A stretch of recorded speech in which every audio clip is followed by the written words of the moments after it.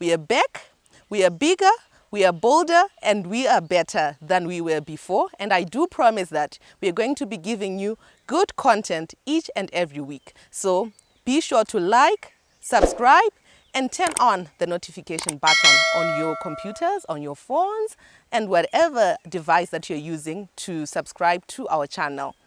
So during the last session, we talked about inheritance without a will.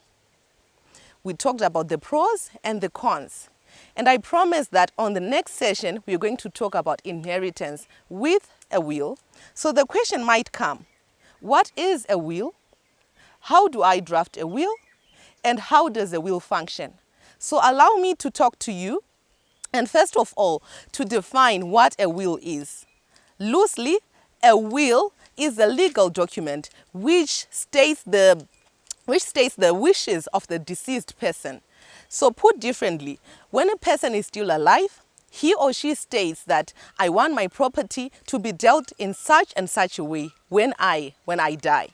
So there are different types of wills. There is number one, the written will. There is number two, the oral will. There is what is called a soldier's will. And there is also what is called a will which is made in times of war or in times of famine.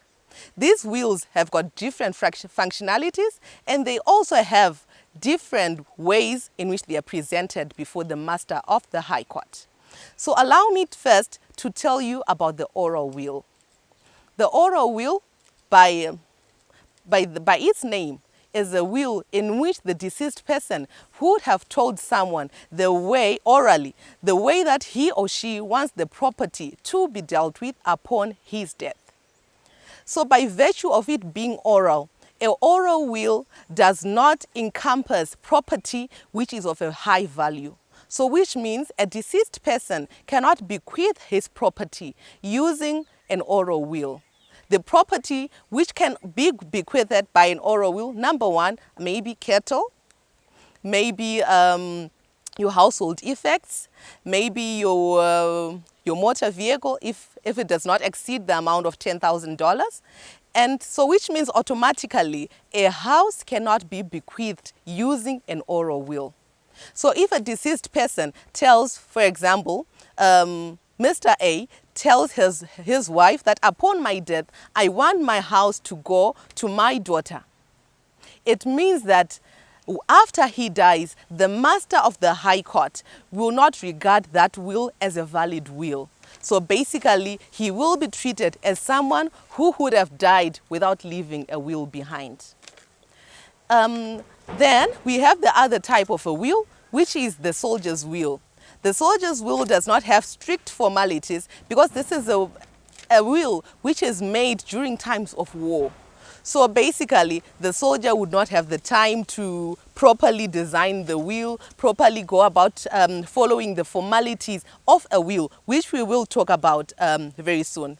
So which means that he can just take a piece of paper and just jot down, I want my house to go to A, I want my car to go to B, I want my farm to go to this person. And that piece of paper will be treated as a will. And the other type of a will is the will which is made in a time of civil unrest or in a time of famine. These wills, due to the conditions in which the people will be living in, do not follow strict formalities. So they are almost similar to the soldier's will.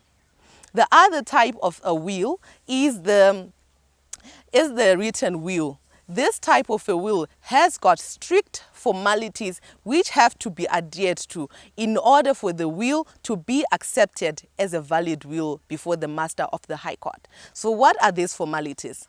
Number one, if you're using ink to write your will, you must use the same type of ink from the starting page to the finishing page.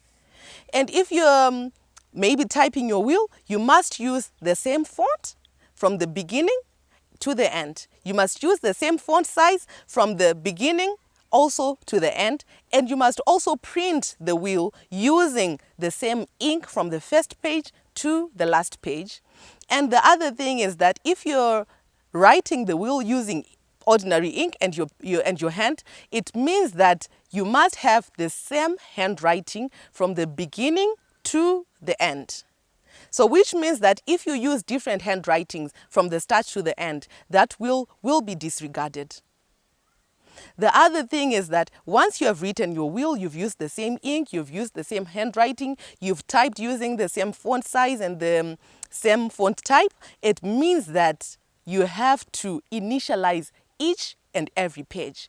By initializing, I mean that you must write your initials at the bottom corner of each and every page. So if your name is Tabitha Chikeya, you must write TC, TC, TC on each and every page. And the same should also happen to the people who will be witnessing for your will, in order for your will to be deemed to be a valid will. So if you do not initialize, it means that the will will be disregarded. The other thing, the will should be signed for by yourself, and also they should be witnessing, attesting to the validity of the will, saying that they indeed you have attested to a will in order for your will to be held to be valid.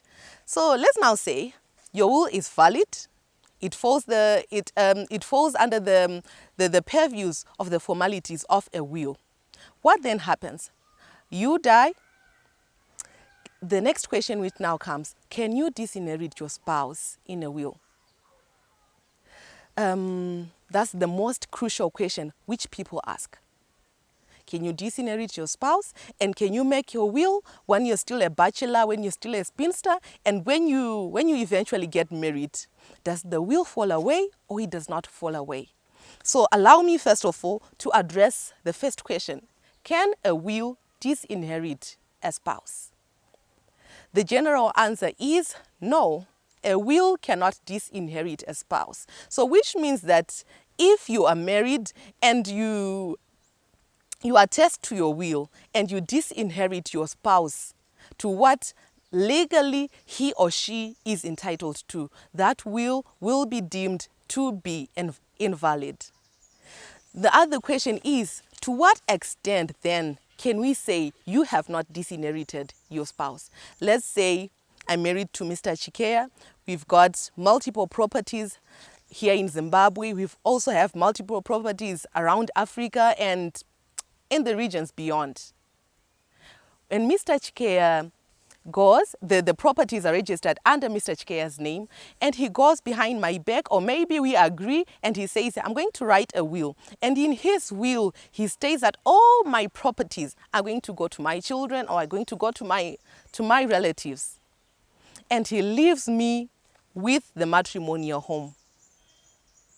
Isn't that disinheritance in a way?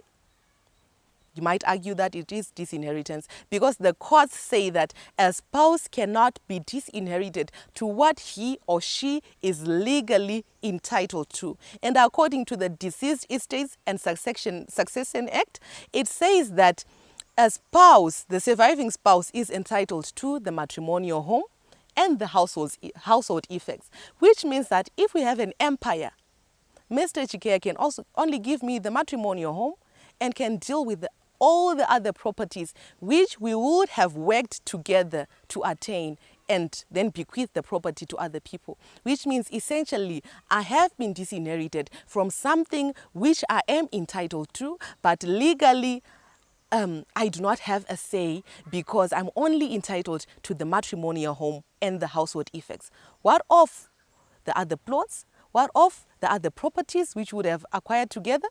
What of the other properties maybe which are offshore? Can he deal with these properties in any way that he wants? The answer is yes. He can deal in the properties in any way that he wants, as long as he does not disinherit me from the matrimonial home. And then the other question is, can a spinster or a bachelor attest to a will? And after attesting to that will, upon getting married, does the will stand or does it fall?